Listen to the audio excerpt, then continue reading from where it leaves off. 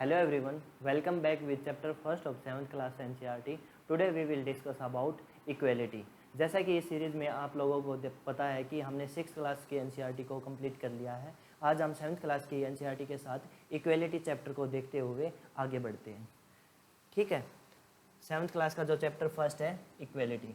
आज हम देखेंगे व्हाट इज़ इक्वेलिटी, इक्वेलिटी के जो लॉज हैं वो कैसे कैसे हमारे कॉन्स्टिट्यूशन में हैं और कॉन्स्टिट्यूशन कैसे कैसे इंश्योर करती है इक्वेलिटी को इंडियन सिटीजन्स को लेके। तो सबसे पहले देखेंगे व्हाट इज़ इक्वेलिटी। ठीक है, इक्वेलिटी का सिंपल होता है समानता। ठीक है, समानता क्या है, इक्वेलिटी क्या है। Equality is the situation in which everyone has the same rights, मतलब सेम एडवांटेजेस। इक्वेलिटी एक जैसे सिचुएशन, किसी एक सिचुएशन में सभी को सेम राइट्स और सेम एडवांटेजेस देना, वो सारी इक्वेलिटी के एक सिंपल डेफिनेशन में हम कंसीडर करेंगे। अभी हम एक एग्जांपल देखते हैं, जैसे कि इस पिक्चर के थ्रू अगर हम देखें तो सबसे पहले इक्वेलिटी की बात करें। इक्वेलिटी में क्या होता है, सेम राइट्स और सेम एडवांटेजेस देने होते हैं, जिसमें यहाँ पे सेम राइट्स दे दिए और सेम एडवांटेजेस फॉर ऑल, तीनों को दे दिए। ये तीनों यहाँ पे एक क्रिकेट का मैच देखने आए हैं, तो यहाँ पे मैच चल रहा है, ये ग्राउंड है। ठीक है, ये इनको भी देखने को अच्छे से, मतलब अच्छे से दिख रहा है यहाँ पे इसको भी, लेकिन इसको नहीं दिख रहा। लेकिन यहाँ पे इक्वेलिटी है क्योंकि सभी को बराबर राइट्स और एडवांटेजेस दिए गए हैं। अभी हम बात करते हैं इक्विटी की। इक्विटी का और इक्वेलिटी का कॉन्सेप्ट बिल्कुल ही अलग अलग है। जैसा हम देख पा रहे हैं, इक्विटी में क्या होता है कि ज़रूरत के अनुसार देना। ठीक है, ज़रूरत के अनुसार, इसको ज़रूरत थी एक बॉक्स की, ठीक है, इसको इतनी एडवांटेजेस की ज़रूरत थी, इसको थोड़ी सी ज़्यादा एडवांटेजेस की ज़रूरत थी इसकी हाइट के अकॉर्डिंग। इसकी हाइट सफिशियंट है ये मैच को देखने के लिए, तो इसको किसी भी एडवांटेजेस की ज़रूरत नहीं थी। ये हम इक्विटी के कॉन्सेप्ट में देखेंगे। ठीक है, इक्विटी का सिंपल मीनिंग यही होता है। अब ये भी तीनों ही सेम स्टेटा पे आ गए। ठीक है, और ये आराम से मैच को एंजॉय कर रहे हैं। ठीक है, अभी हम रियलिटी की बात करें। अगर हम रियलिटी में देखें तो इक्विटी और इक्वेलिटी का एक अलग ही एक पर्सपेक्टिव देखेंगे। जैसे रियलिटी में क्या होता है, जिसके पास राइट्स होते हैं, एडवांटेजेस होते हैं, उसके पास और ज़्यादा एडवांटेजेस होती जा रही हैं और ज़्यादा राइट्स हो रहे हैं। लेकिन जिसके पास नहीं है, जैसे मैंगो पीपल, आम आदमी जो है, वर्किंग क्लास है, वो बिल्कुल ही नीचे जा रही है। ठीक है, देखो जैसे कि इसके पास, इसकी हाइट कम थी लेकिन इसकी हाइट बहुत ज़्यादा थी, इसको और ज़्यादा राइट्स और एडवांटेजेस की नीड इसको ज़्यादा है, लेकिन मिल किसको रही है, इसको। ठीक है, ये सिंपली वहीं पे खड़ा है जो यहाँ पे था, यहाँ पे। ठीक है, ये यहाँ पे इसको दिख रहा है, इसको ये तो बिल्कुल ही आगे चला गया है। ठीक है, और ये बिल्कुल ही नीचे। अब हम लिबरेशन की बात करेंगे। लिबरेशन का होता है स्वतंत्र। ठीक है, फ्रीडम, जहाँ पे आज़ादी हो। यहाँ पे जो वॉल थी, यहाँ पे जो दीवार थी, उस दीवार को ही हटा दिया गया था, रिमूव कर दिया गया था। ठीक है, और यहाँ पे तीनों ही इंजॉय कर रहे हैं, तीनों ही खुश हैं और आराम से मैच को देख रहे हैं। लिबरेशन में आएगा। तो हमने देख लिया इक्वेलिटी का, देख लिया इक्विटी एंड रियलिटी में क्या होता है, लिबरेशन का भी हमने देख लिया। आगे देखते हैं तो डॉक्टर बी आर अम्बेडकर ने यहाँ पे बहुत ही अच्छी बात की थी, जहाँ पे सेल्फ रिस्पेक्ट और डिग्निटी की बात लेके आते हैं। इसमें हम देखते हैं, self respect is the most vital factor in life. Without self respect man is a cipher, nothing is more disgraceful of a brave man than to live life devoid of self respect। Doctor B R Ambedkar ने इसकी बात की थी। इसका simple मतलब ये है कि एक जो आदमी है, उसके पास, वो नॉर्मल आदमी है, उसके पास इतने राइट्स और एडवांटेजेस नहीं है, लेकिन उसके पास सेल्फ रिस्पेक्ट है, तो उसकी लाइफ बहुत ही अच्छी होगी एक ब्रेव मैन जिसके पास सेल्फ रिस्पेक्ट नहीं है उसकी बजाय। ठीक है, इसका सिंपली यही होगा। अब हम देखते हैं इंडियन कॉन्स्टिट्यूशन के अकॉर्डिंग इंडियन कॉन्स्टिट्यूशन कैसे इंश्योर करता है। हमारी Indian constitution guarantees equality for all citizens. Indian constitution जो है वो सभी को इक्वल, हर नागरिक को इक्वल ही मानता है, इक्वल ही राइट्स देता है। ठीक है, अब हम इसमें इन रियलिटी, लेकिन रियलिटी में क्या है, इनइक्वलिटीज आर प्रैक्टिस्ड। ठीक है, कॉन्स्टिट्यूशन, इंडियन कॉन्स्टिट्यूशन में तो मेंशन है अंडर आर्टिकल 15 कि सभी जो नागरिक है, सभी जो सिटीजन्स है, वे इक्वल कंसीडर किए जाएंगे, उनके पास, सभी के पास इक्वल राइट्स होंगे। लेकिन अगर रियलिटी में देखा जाए तो इनइक्वलिटी, जो असमानताएं हैं, वे अभी भी प्रैक्टिस हो रही हैं। ठीक है, अभी हम यहाँ पे एग्जाम्पल लेके चलते हैं, मिस्टर एंड मिसिज अंसारी। ठीक है, ये एनसीईआरटी का ही एग्जाम्पल है, काफ़ी अच्छा एग्जाम्पल, आपको यहाँ पे समझ में आएगा। मिस्टर और मिसिज अंसारी जो हैं, ये दोनों एक जगह से दूसरी जगह जाते हैं, एक सिटी से दूसरी सिटी में जाते हैं। उस सिटी में क्या होता है कि इनको हाउस रेंट के लिए एक हाउस जो है वो रेंट पे चाहिए होता है, रूम चाहिए होता है, तो उसी के लिए ये सर्चिंग करते हैं, ठीक है। उस सर्चिंग में जब ये जाते हैं तो वहाँ पे ओनर पूछते हैं कि आपका नाम क्या है, तो नाम ये बताते हैं मिस्टर अंसारी या मिसिज अंसारी, तो वो जो ओनर होते हैं वे कंसिडर कर लेते हैं कि इसका जो सरनेम है वो अंसारी है, तो ही इज़ नॉन वेजिटेरियन, और उनको वे साफ मना कर देते हैं कि हम नॉन वेजिटेरियन को रूम नहीं देते, ठीक है। यही ये काफ़ी जगह गए, एक जगह गए, दूसरी जगह गए, तीसरी जगह गए, इसको बिल्कुल ही हाउस मिला ही नहीं। तो यहाँ पे कहीं ना कहीं इसको इसके साथ डिस्क्रिमिनेशन हो रहा है, ठीक है। यहाँ पे डिस्क्रिमिनेशन हुआ है बेस्ड ऑन कास्ट। अब यहाँ पे इसके पास ऑप्शन है, इनके पास ऑप्शन है कि ये अपना सरनेम को चेंज करके और अच्छा सा हाउस रेंट पे ले सकते हैं, लेकिन अगर ये सरनेम चेंज करेंगे तो कहीं ना कहीं इनकी जो डिग्निटी है, इनकी जो सेल्फ रिस्पेक्ट है वो हार्म हो रही है। और according to doctor B R Ambedkar, self respect is the paramount, self respect is paramount, ठीक है। आगे equality and democracy is dynamic concept, ये डायनेमिक कॉन्सेप्ट है इक्वेलिटी और डेमोक्रेसी, जो कि चेंज होती रहती है, ठीक है। अभी 3 की पिलर्स देखेंगे हम डेमोक्रेटिक गवर्नमेंट के। डेमोक्रेटिक गवर्नमेंट में क्या देखा था हमने, जो रिप्रेजेंटेटिव होता है, जो लोगों का रिप्रेजेंटेटिव होता है वो इलेक्टेड बाई पीपल होता है, ठीक है, इलेक्टेड बाई पीपल, ठीक है, लोगों के द्वारा चुना जाता है रिप्रेजेंटेटिव डेमोक्रेटिक गवर्नमेंट में। और इसके हम 3 की पिलर देखेंगे। फर्स्ट है पीपल पार्टिसिपेशन, पीपल पार्टिसिपेट करते हैं थ्रू वोटिंग, ठीक है, थ्रू इलेक्शन। सेकंड देखते हैं conflict resolution, conflict democratic resolution democratic government जो है वो कॉन्फ्लिक्ट को रिजोल्व भी करते हैं। जैसे कि पिछले चैप्टर में हम 6th क्लास के चैप्टर में हमने देखा कि कैसे लैंड रिकॉर्ड्स और गवर्नमेंट एक ऑफिसर्स को अपॉइंट करती है, जिसे कहते हैं हम पटवारी, और वो सारे लैंड रिकॉर्ड्स कर रखती हैं, और जैसे ज़मीनी जो विवाद होते हैं, लैंड को लेकर जो कॉन्फ्लिक्ट होते हैं उसको रिजोल्व करने के लिए कॉन्फ्लिक्ट रिजोल्यूशन। एंड थर्ड है equality, universal adult franchise. Universal adult franchise का मतलब ये है कि all adults in our country have the equal right of voting, ठीक है। यहाँ पे हम self respect and dignity should not be challenge, self respect और डिग्निटी जो है वो हमारी चैलेंज नहीं होनी चाहिए। अभी हम डेमोक्रेसी के, जैसे हमने डेमोक्रेटिक गवर्नमेंट के 3 पिलर देख लिए, यहाँ पे हम डेमोक्रेसी के 4 पिलर लेके आए हुए हैं, ठीक है। यहाँ पे डेमोक्रेसी के 4 पिलर है, जिसमें legislature, executive, judiciary and media, ये 4 पिलर हैं, ठीक है।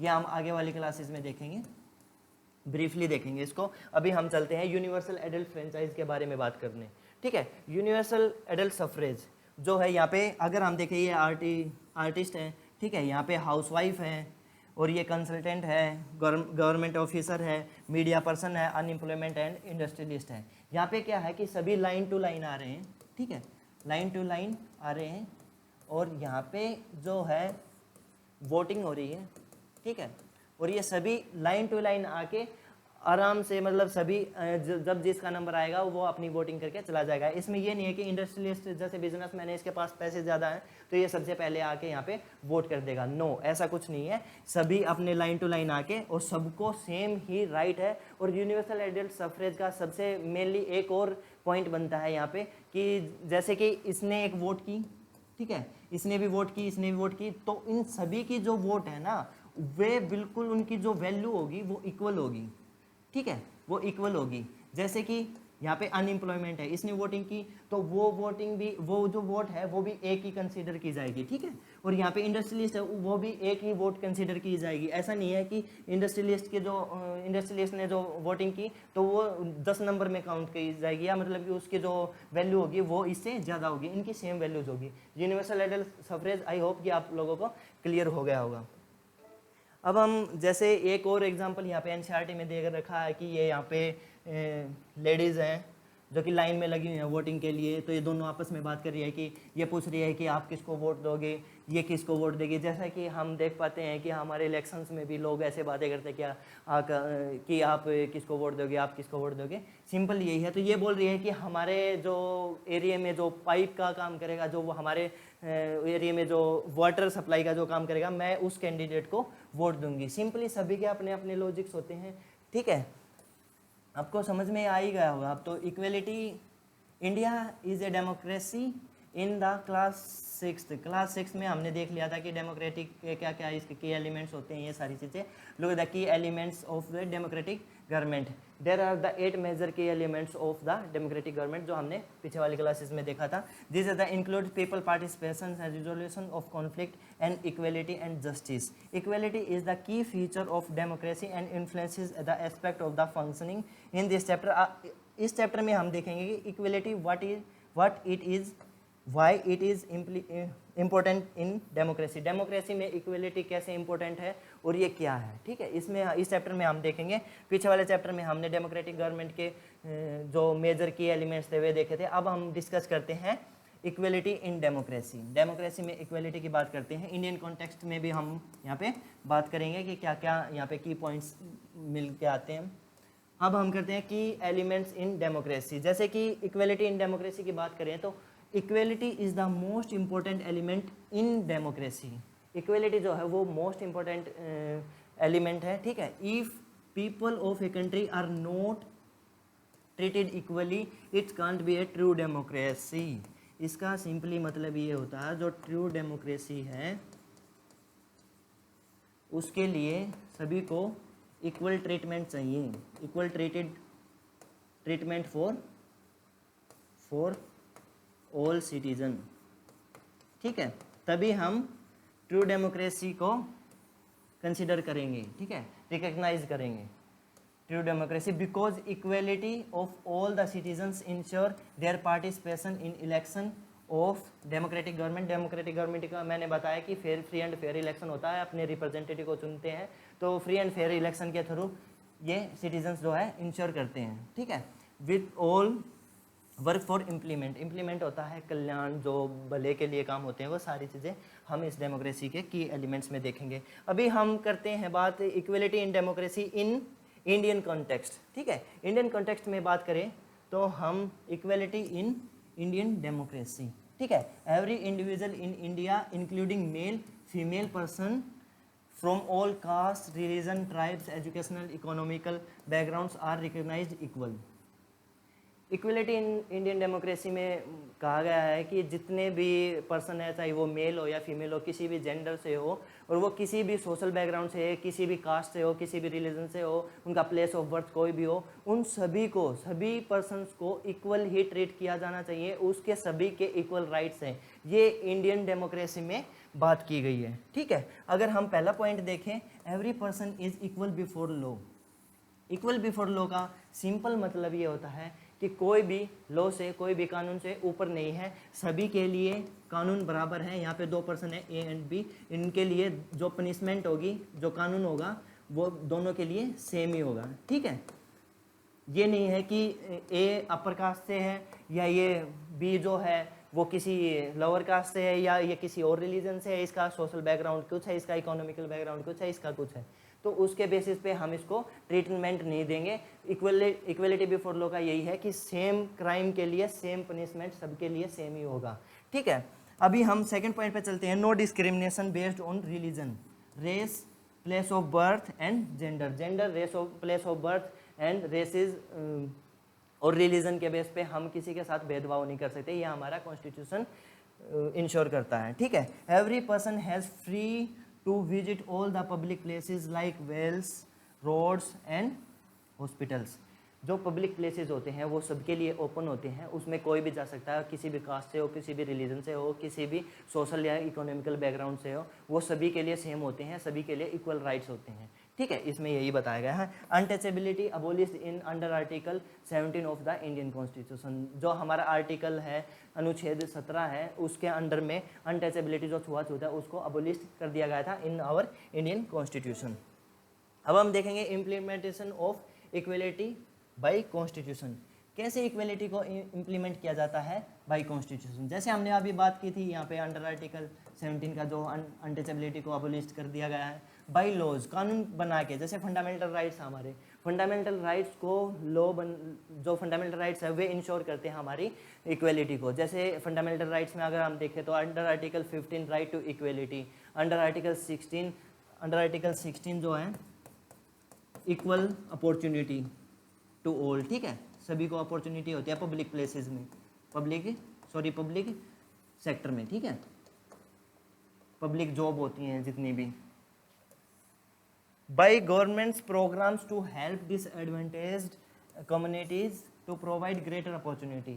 क्या होता है कि गवर्नमेंट जो है अलग अलग स्कीम्स अलग अलग प्रोग्राम्स लाती है, जो भी डिसएडवांटेजेस जो कम्युनिटी होती है उसको ग्रेटर अपॉर्चुनिटी, उसको अपॉर्चुनिटी देने के लिए। जैसे हम एग्जांपल लेके चलिए, यहाँ पे एक फाइन एग्जांपल दे रखा हमारी एनसीईआरटी की बुक में, मिड डे मील स्कीम। आप लोगों ने सुना होगा, जिसने गवर्नमेंट स्कूल में स्टडी कर रखी है उसको तो पता ही होगा मिड डे मील स्कीम का क्या क्या होता था वहाँ पे। तो मिड डे मील स्कीम में जैसे कि ऑब्जेक्टिव हैं, नॉर्म्स हैं और प्रॉब्लम्स हैं। स्कीम्स होंगी तो प्रॉब्लम्स भी आएंगी, उसके ऑब्जेक्टिव भी रहते हैं।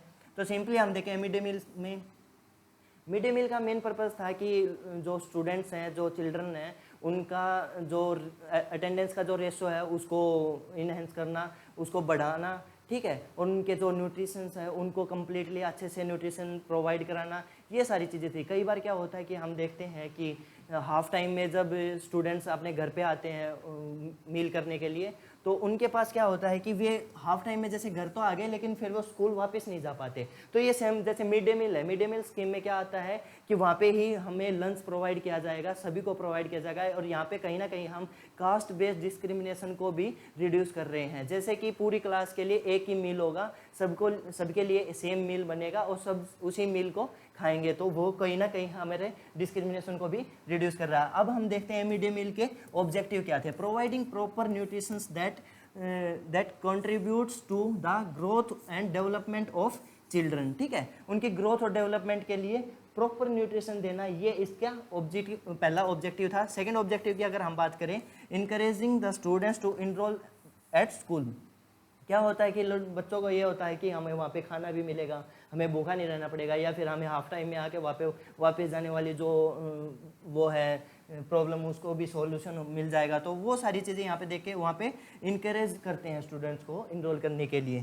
थर्ड अगर देखें तो to increase the attendance in school, school की अटेंडेंस को भी इंक्रीज करते हैं ताकि वे फूड सिक्योरिटी को मेंटेन, फूड सिक्योरिटी को लेके जब वहाँ पे कॉन्सेप्ट या फूड सिक्योरिटी के लेके जब बात आती है तो वहाँ पे भी अटेंडेंस इंक्रीज होने को मिलती है। नॉर्म्स देखें, providing freshly cooked, fresh cook करते हैं जो अपना hot and nutritious meals to all students using Agmark quality produce. Agmark होता है, एक मार्क होता है, ठीक है, जो कि एग्रीकल्चरल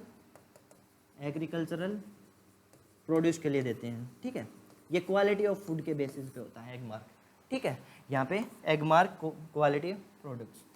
प्रॉब्लम तो आएगी, अगर कोई स्कीम है उसके लिए प्रॉब्लम्स भी आएंगे, चैलेंजेस भी आएंगे। जैसे हम देखेंगे तो problem lack of the proper infrastructure की ज़रूरत पड़ती है। वहाँ पे स्टोरेज के लिए इंफ्रास्ट्रक्चर की ज़रूरत होती है, किचन की ज़रूरत होती है, प्रॉपर किचन होगा तभी तो वहाँ पे अच्छे से काम हो पाएगा। Wastage of the food waste कर, बहुत सारे वेस्ट कर देते हैं, फूड कहीं खाते नहीं है, या फिर ये सारी चीज़ें हमें प्रॉब्लम देखने को मिलती है, ठीक है। या क्वालिटी ऑफ फूड का देखा जाए तो बनाने के ऊपर भी बात होती है, ठीक है। बनाने के ऊपर अगर अच्छा नहीं बना तो वेस्टेज ऑफ द फूड होगा। Corruption is the major problem in India, ठीक है। करप्शन इंडेक्स में भी हम इंडिया ने टॉप ही कर रखा है कुल मिला के, ठीक है। तो करप्शन का क्या है, करप्शन तो जहाँ भी हम अगर गवर्नमेंट स्कीम की बात आ जाए या किसी भी गवर्नेंस की बात आ जाए तो करप्शन तो एक मेजर प्रॉब्लम बन के आती है, ठीक है। यहाँ पे भी हम करप्शन के देखा जाएगा, ठीक है। जो भी रॉ मटेरियल आता है उसको लेके करप्शन की एक प्रॉब्लम है। अब आता है चेंजिंग एटीट्यूड। इक्वेलिटी को लेके सोसाइटी में कैसे एटीट्यूड चेंज हो रहा है लोगों का। जैसे हम बात करें स्लो एंड ग्रेजुअल चेंज, धीरे धीरे और ग्रेजुअल चेंज हो रहे हैं लोगों में। अब ये नहीं है कि किसी भी पहले की तरह की कोई भी अगर आएगा, जैसे किसी भी एक्स यूनिवर्सिटी में अगर कोई पढ़ रहा है तो उससे ये नहीं है कि टीचर उससे आके ये पूछेगा कि आप किस कम्युनिटी से या आप किस कास्ट से बिलोंग करते हैं, और उसी के बेस पर उसको ट्रीट किया जाएगा। ये धीरे धीरे जो है आइडियोलॉजी और धीरे धीरे थॉट्स ऑफ माइंड लोगों के चेंज हो रहे हैं, लेकिन ये बहुत ही ग्रेजुअल है, लेकिन फिर भी चेंज हो रहे हैं, ठीक है। ये चेंजिंग एटीट्यूड में चेंज आ रहे हैं। अब कंटिन्यूअस स्ट्रगल, ठीक है। अभी हम एग्जाम्पल लेके चलें, एक एग्जाम्पल से मैं समझाता हूँ कि कंटिन्यूअस स्ट्रगल कैसे हैं। राजस्थान का एक इंसिडेंट है, पिछले साल की ही बात है। बालोर एक डिस्ट्रिक्ट है, ठीक है, राजस्थान में। वहाँ पे एक मटका हत्याकांड हुआ था, ठीक है। एक मटका हत्याकांड हुआ था जिसमें क्या होता है, एक दलित स्टूडेंट होता है, ठीक है।